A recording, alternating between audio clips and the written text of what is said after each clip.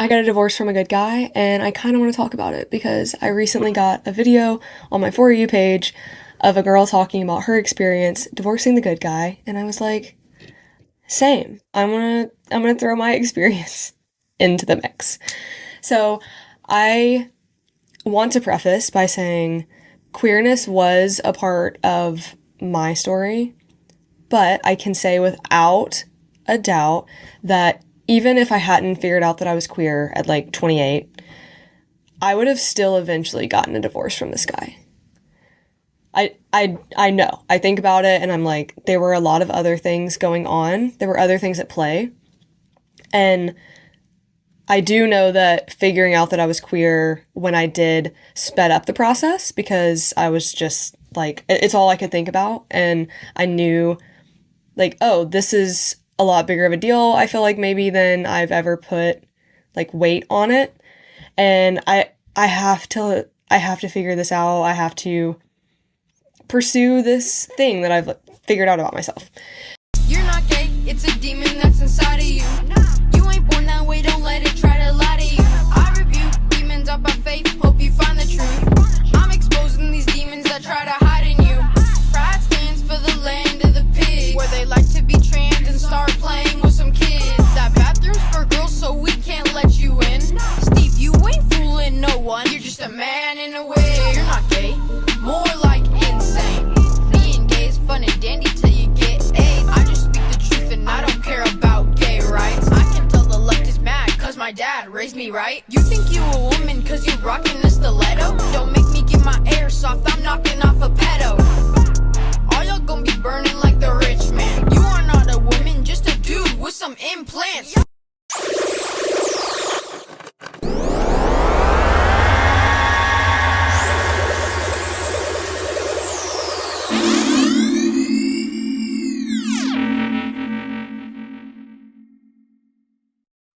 I got a divorce from a good guy, and I kind of want to talk about it because I recently got a video on my For You page of a girl talking about her experience divorcing the good guy, and I was like, same. I'm gonna throw my experience into the mix. So I want to preface by saying queerness was a part of my story, but I can say without a doubt that even if I hadn't figured out that I was queer at like 28, I would have still eventually gotten a divorce from this guy. I know. I think about it and I'm like, there were a lot of other things going on. There were other things at play. And I do know that figuring out that I was queer when I did sped up the process because I was just like, it's all I could think about. And I knew like, oh, this is a lot bigger of a deal, I feel like maybe than I've ever put like weight on it. And I have to figure this out. I have to pursue this thing that I've figured out about myself. So I do know that I would have still gotten a divorce from him. And it's tough because obviously me figuring out that I wanted to be with women is really the only reason you need to divorce a guy. I know that there were other things happening that would have eventually led me to getting a divorce. And honestly, I'm glad that it did happen when it did and that we didn't have kids. Like, we had a dog, but we didn't have kids that we had to, like, consider or, like, juggle that aspect of. Component of this all is just that it's harder to work up to leaving someone who's a good guy, someone who treats you well. Like, we were together for almost 10 years. I don't think that black men are like the gayest, I guess, group there is. They say like, oh, like 50% or 75% of black men are gay or something like that. Something weird, something outrageously high like that, right? I actually think it's the black women that are gay. Black women are masculine, they're narcissists, and they're gay. Because they're kissing each other, they're sleeping in the same bed, they're having these lingerie parties that no men are invited to. It's like, everything that they're doing is pointing to gay, but it's just so undercover that I don't think that we're actually counting it in the census because they're claiming it's not gay. They're claiming they're just friends. Carry on. Everybody knows that when a girl starts drinking, another girl might start kissing on her and feeling on her and seeing where it might go. These girls trips is just fuck trips. And everybody knows, like, sometimes when they're in a relationship, they're having sex with their friends and stuff like that, and the boy don't know because he's not going to check what you're doing with your homegirl. Stop that shit! What you're doing with your homegirl, you know what I mean? And then when you get in a relationship, black women try to sabotage it to the fucking end. They will sit there and talk bad about that man. They're not happy for you in no sense of the word, and they get jealous when you're spending time with your husband instead of them, you know?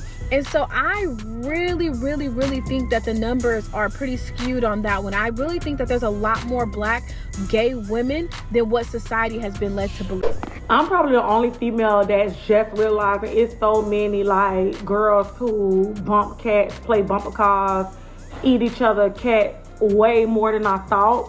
And at first I used to think I don't get along with females, and then I had to realize these girls are not even friends. They are like partners that bump and grind and meet up at these girls' nights and just orgy. Yeah.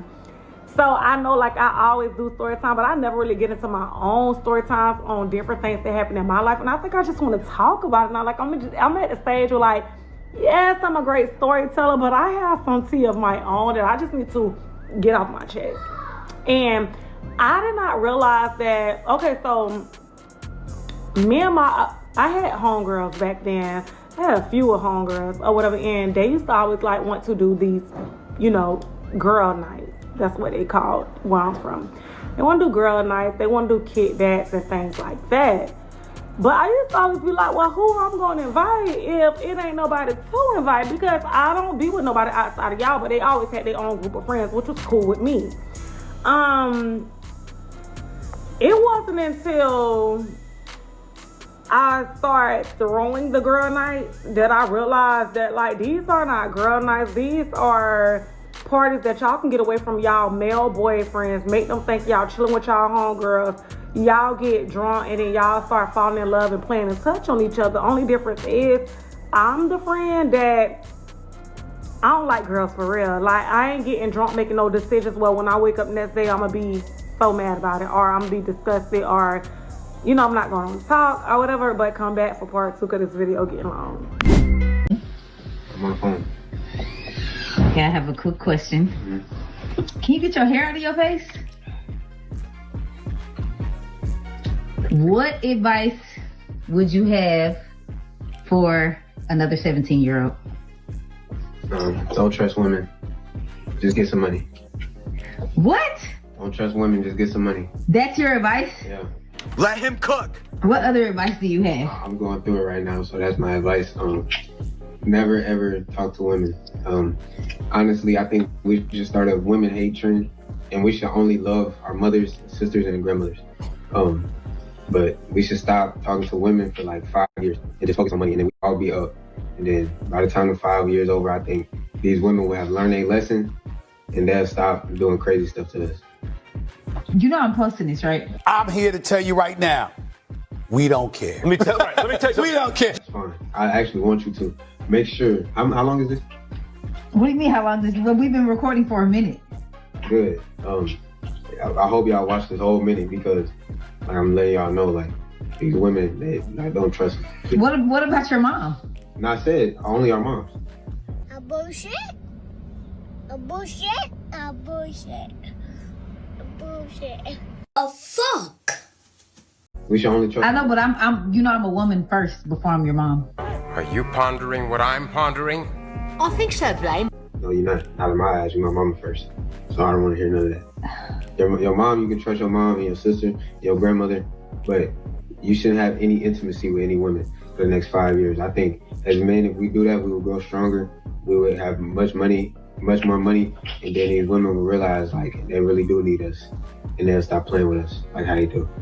Okay. Yeah. That didn't really go as planned, but thank you for your input. Why? So look at the mama. The mama, 9 times out of 10, that's the root cause right there. All of them got relationships out of them. So it's like you get older and you realize you gotta rewire your whole brain because your mama don't know shit about how to get a lady. Feel me? It's like asking a fish what they need to do to be caught.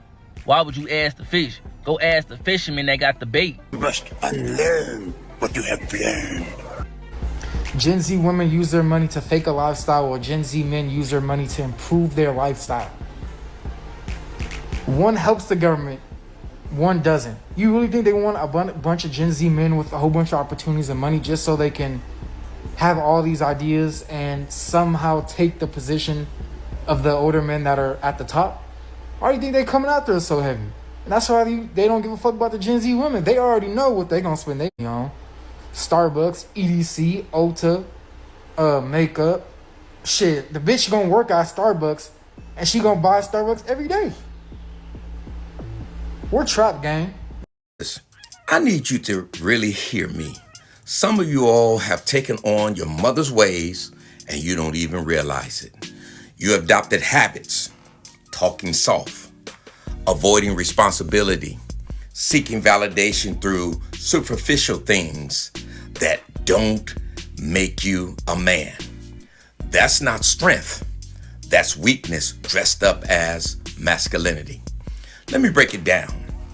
Growing up without a man in your life, whether he was absent or he was raised in a household where the focus was on emotion, survival, and maternal care, has left some of you confused about what it means to be a man.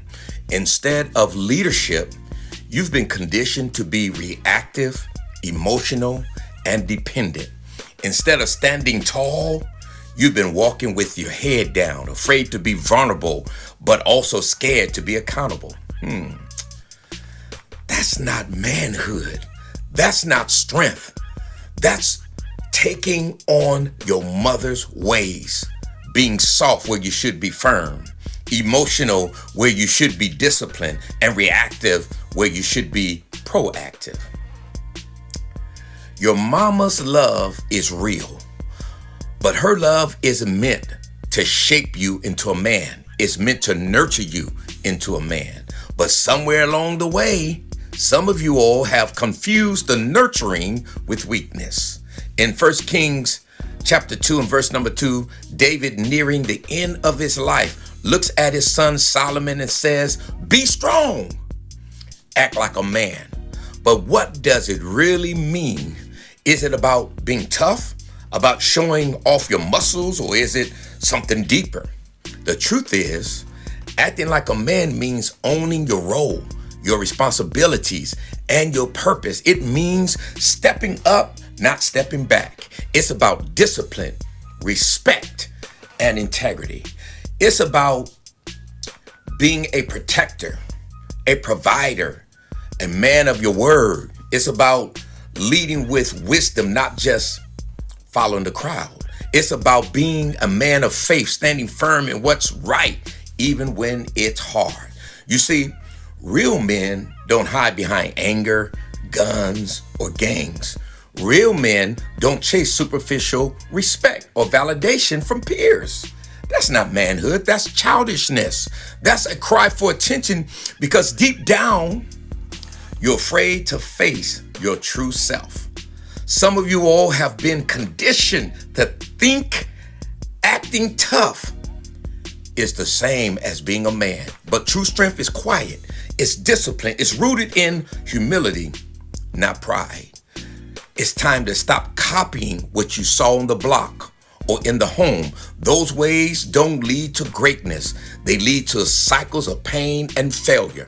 Real manhood is about breaking those cycles. It's about being the man your mother, your community, and most importantly, God are counting on.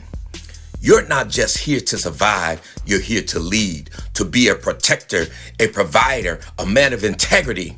That's the true measure of strength, my brothers and sisters. So, in my closing, remember David's words to Solomon. Be strong. Act like a man. That means owning your responsibilities. It means rejecting the childish ways that have held you back. It means stepping into your God-given purpose. So I challenge you. Are you going to keep acting like a boy? Or are you ready to to be the man God created you to be. It's time to shed those mother's ways and stand firm in your manhood. God bless you. What's up, family? What's up, family? How's everybody doing today? Gifted, highly favored, and loved, right? What's the goal for the day, y'all? What's the goal every day? Man, damn. Thank you so much. Good. Beautiful smile. Get somebody to smile. Make sure you smile, y'all. Big facts. I'm telling you, life is hard. Especially when you're chosen. It's going to be like this. But I gotta speak to the men real quick, because this message is very important. I had to learn this, because I've been through this. I was raised in a household full of women. I was not at this understanding about emotions. And this is how the devil plays his part within all of us. Understand emotions to overstand the devil within you.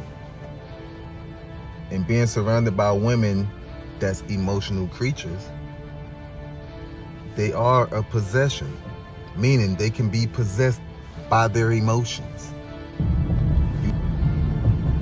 All right, all of a sudden, the recording stopped. This is what I'm saying. The devil is always trying to attack, so you gotta always be aware and not get into your emotions. And what I'm trying to say is, a woman that's not at this understanding about her emotions is the devil.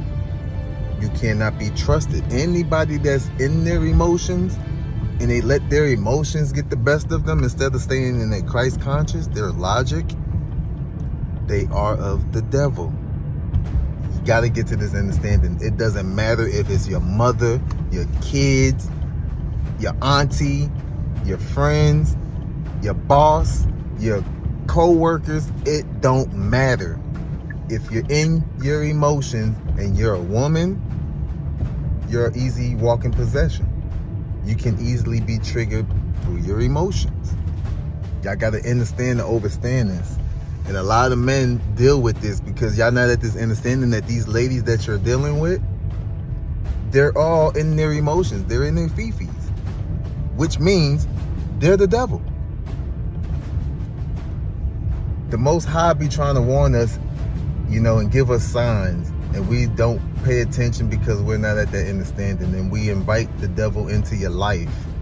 It's no different than having that welcome mat in front of your door. You inviting the devil in. And a lot of men do that because they feeding off of their flesh. You get what I'm saying? You're gonna go off the looks. You're gonna go off of what she's saying to you to try to tickle your ears. That's how the devil's gonna try to manipulate you. He's gonna try to get you through your emotions, through your heart. And once he has that, that stronghold is attached to you. And that's how it works. Ladies gotta get to that understanding as well, because again, you're gonna be raised by your mama and she's not at that understanding, right? And she's gonna pass this shit down to you. But you gotta wake up to this.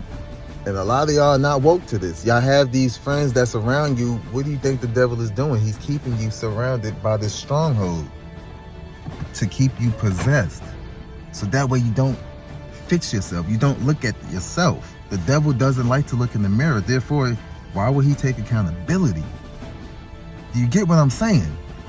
So y'all gotta get to this understanding because it's within you to fix that. You and your father. So many of y'all praising God, but y'all praising the wrong God. So many of y'all Christians and y'all in church and y'all praising the wrong God. He got you manipulated. Everybody damn near that's in church is in there because of emotional issues. They went through something that led them to church. Y'all got to understand this. Jesus was the whole manipulation. Him hanging on the cross is your corpus callosum. What's spiritual is mental. So a lot of y'all thinking, you know, Jesus is coming back, and Jesus, where do you think Jesus came from?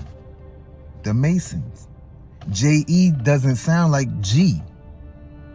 But the fact that the Masons have the G symbol, what do you think they did? You know what? We're going to say it's G is us. Jesus.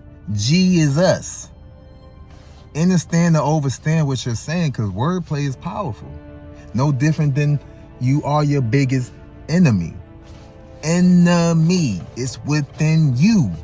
So you gotta get to this understanding in order to break this curse. What spiritual is mental, y'all keep trying to tell y'all this. You gotta learn to fast. That is how you heal. This is why they told you, Jesus walked 30 days and 30 nights. And who tried to manipulate him?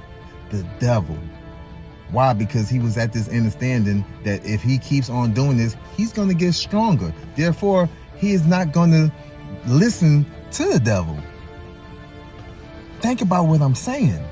A lot of y'all feeding yourself this worldly shit and putting parasites in you that's making you even weaker. And this is the outcome.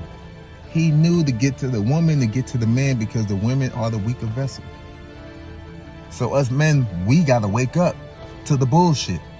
And that's what we're starting to do. But again, it's not about money, y'all. It's about who you are.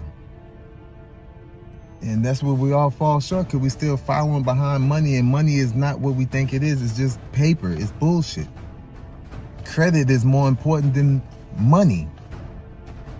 But you got to get to that understanding, or you're going to keep falling short. You're going to keep dealing with these women, putting them in your life, and they are not supposed to be there. If they're not teachable, then that means they shouldn't be there. They're not fixable. They're not going to listen. Therefore, if they get in their emotions, they possess, and they don't know how to control themselves to unpossess themselves. So if you have a woman that's acting like she's good, test her spirit. And as soon as that happens, you're going to see the devil come up out of her. By then it's too late, because she's already attached to you. Most of us do that, and we get married to these women. And it can be the other way. It can be the man just as well. But again, women are feminine creatures. I keep saying this. It's more important for women to understand this than the man. That's why women are supposed to understand that a man is a man. A man is supposed to be polygynous by nature. But he has to get to that understanding and be righteous and not be a whoremonger. He can love multiple women, no different than him loving multiple kids. Children, it's capable. But if you're in your emotions because you was taught monogamy, which is selfishness, what do you think you're going to trigger every time? Your emotions.